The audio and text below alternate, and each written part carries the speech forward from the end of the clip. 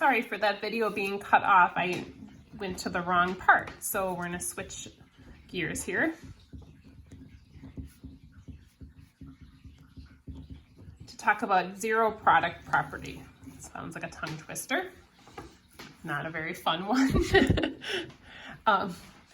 But the zero product property is something that tells us that if I multiply two values together, so if I do A times B and they equal 0, so if I multiply two values together and they equal 0, I should know that either A or B has to be 0.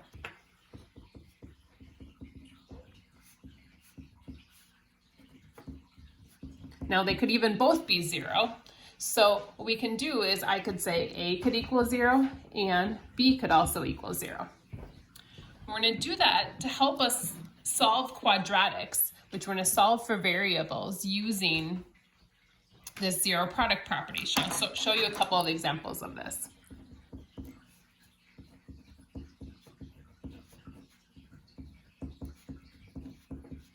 So our first example is a plus 2 in parentheses and 2a plus 3 in parentheses equals 0.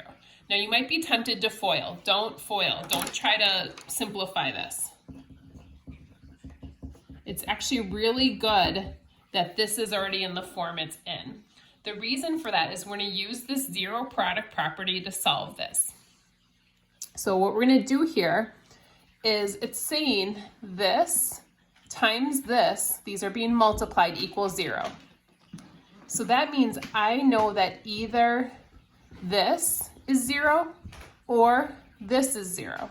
Because if something times something else equals 0, one or both has to be 0. So what we're going to do is figure out what would make this equal 0 and what would make this equal 0. So we're going to set up two equations. A plus 2 equals 0 and 2a plus 3 should also equal 0. We're checking to see what would make these two equal 0. So we have to solve these equations. These are pretty easy one-step equation, one or two-step equations to solve. So to solve for a, I'm going to subtract 2. 0 minus 2 is a negative 2. So a equals negative 2 is one of my two answers. This one, I'm going to move this over.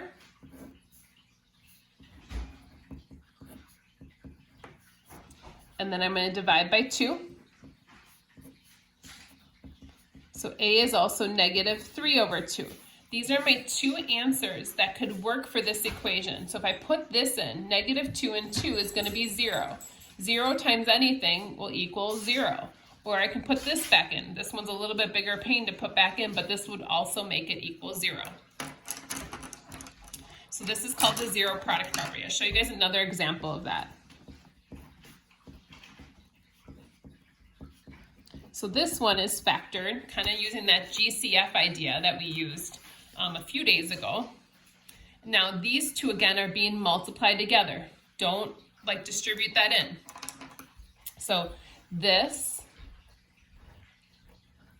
times this equals 0. So either this is 0 or this is 0. So again, I'm going to set up two equations. 4m could equal 0. Or m minus 9 could also equal 0. So I can divide by 4. 0 divided by 4 is just 0. So 0 is one of my answers. I can solve this for m. I'm going to add 9. M equals 0 plus 9, which is 9. So there's my other answer. I got two answers that would make this equal 0. So this is going to be like the first couple of problems in your homework. We're not doing many that are just like this, that are already factored for you. What you're going to end up with is problems that you're going to have to solve and factor. So I will show you guys some like that.